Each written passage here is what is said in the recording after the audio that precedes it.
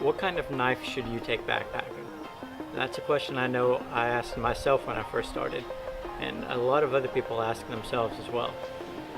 So what's too big, what's too small, and what are some things you should really look for? Now, most people when they start backpacking have this bigger is better mentality.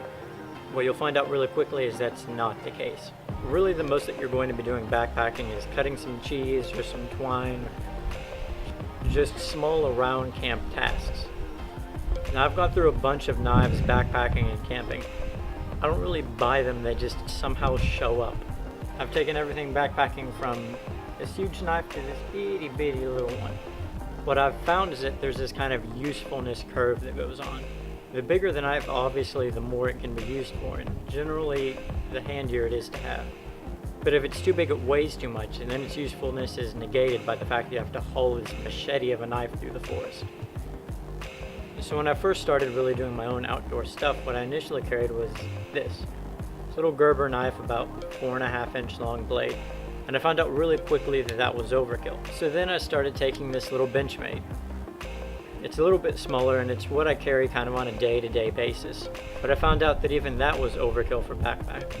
So then I went as small as you possibly can and got this little guy. I thought it'd be handy because it hardly weighs anything. It's got a little tweezers and a little toothpick in it. It was too small to be practical for even cutting cheese, I found. What I've recently settled on is this little guy. This is just a nice little Kershaw I picked up.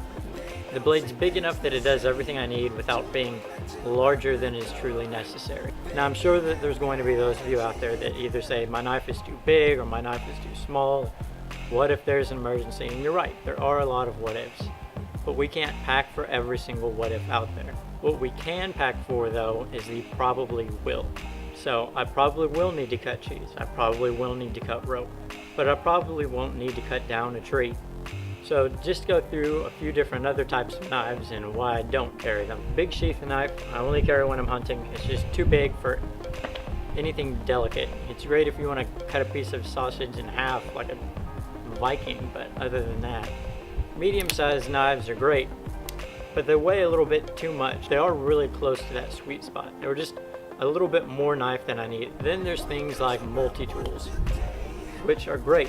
Super versatile. They have little pliers on them. This one has a little light.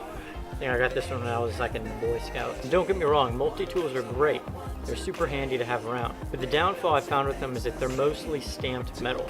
Most of the weight in a multi-tool you can't even use. And just as a disclaimer, I didn't buy this one. I think it was part of a Christmas gift I got a long time ago. I'm the outdoorsy one in the family, and as you know, it's hard to buy gifts for outdoorsy people. The problem I found with fixed blade knives is that oftentimes, while the knife may be lightweight, the sheath oftentimes weighs as much as the knife does. That's it for this video.